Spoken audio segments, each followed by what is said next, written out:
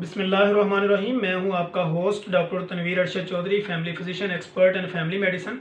मेरा 2 साल का एक्सपीरियंस है कि मैंने न्यूट्रिशन सोसाइटी ऑफ यूएसए के अंदर मुख्तलिफ सिटीज़ के अंदर काम किया है। और इसी तरह आज हम एक इंटीक टॉपिक आपके साथ लेके आ रहे हैं, वो है हेपेटाइटिस। हेपेटाइटिस बेसिकली जिगर के इन्फेक्शन को कहते हैं। और जिगर जो है वो हमारी बॉडी का एक अहम जुज़व है। और जिगर का काम हमारे खून के अंदर से फाजिल मादों को निकालना है और हमारी डाइट को एनर्जी में तब्दील करना है। और इसी तरह जो जिगर है वो हमारे मैदे के अंदर हाजमे में भी मदद देता है और भी बॉडी के मुख्तलिफ अमूर सर अंजाम देता है।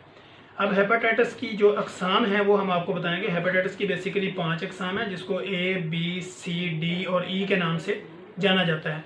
जिसमें हेपेटाइटिस ए और ई जो हैं ये तो आपको ग़ज़ाई रास्ते से आपके अंदर मुंतकिल होती हैं या डिफरेंट आपको खुराक की वजह से ये हो सकती हैं।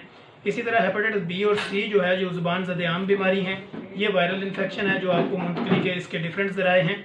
और इसी तरह जो डी है वो जो ऑलरेडी हेपेटाइटिस बी का डिफेक्टेड आदमी होता है या हेपेटाइटिस बी जिसको होता है, उसके अंदर ही डी जो है वो उसको इफेक्ट करना शुरू करता है। बेसिकली इसकी वजूहत ये होती है कि किसी भी तरह आपके अंदर से ये बॉडी या ये जो वायरस है ये मुंतकिल होता है ब्लड ट्रांसमिशन की वजह से, या किसी भी आपका गैर महतात जो है वो आपके सेक्सी रिलेशनशिप हैं या किसी भी तरह के जिनसी तल्लुकात आप कायम करते हैं जिसमें आप महफूजपन नहीं रखते, तो ये सारे जो वायरस हैं वो इसी तरह आपके अंदर से एक से दूसरे में मुंतकिल होते रहते हैं।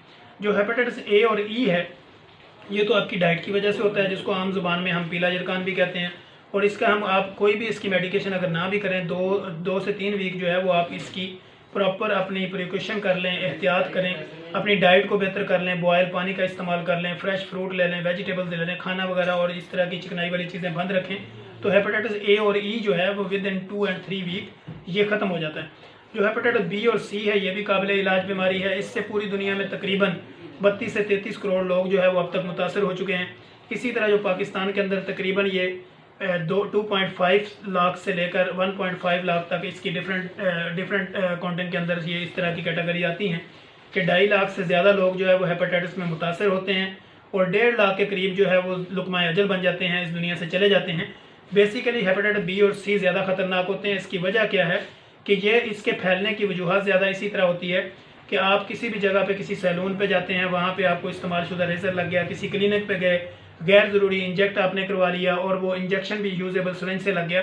इसी तरह किसी डेंटिस्ट के पास चले गए और वहाँ पे आपको ऐसे औजार इस्तेमाल हो गए जो पहले किसी को हो चुके हैं, या आपने किसी का टूथपेस्ट, किसी का टूथब्रश इस्तेमाल कर लिया। तो इस तरह जो हेपेटाइटिस बी और सी जो है इसके ट्रांसफ़र का जो है वो ज़्यादा से ज़्यादा अमकान होता है। इसी तरह आपने किसी भी कोई भी चीज़ यूज़, जिस तरह आपके औरल के ज़रिए कोई चीज़ आपने यूज़ कर ली, या ब्लड किसी का आपके साथ टच हो गया, या किसी भी तरह का कोई ऐसा मादा है आपकी बॉडी के अंदर फॉरेन बॉडी चली गई, तो ये सारे हेपेटाइटिस बी और सी का फैलाव का ज़रिया बनते हैं। तो इसी तरह जो डी है वो तो ऑलरेडी होता ही उसको है, जो ऑलरेडी बी से इफेक्टेड होता है उसके अंदर ही डी जो है वो आगे सर्वाइव कर जाता है।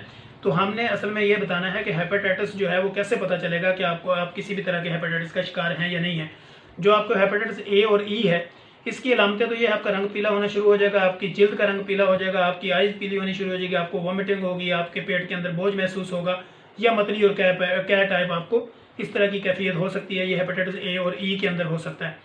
इसी तरह जो आपका हेपेटाइटिस बी और सी है इसमें आपको थकावट महसूस हो सकती है, आपको ठंडे पसीने आ सकते हैं, आपकी बॉडी में पेन हो सकता है, आपके पेट में मुसलसल पेन रह सकता है, आपको चक्कर आ सकते हैं, आप कमज़ोरी महसूस कर सकते हैं, कोई भी चीज़ आप खाते हैं वो एनर्जी आपको प्रॉपर सूट नहीं करती। ये सारी चीज़ें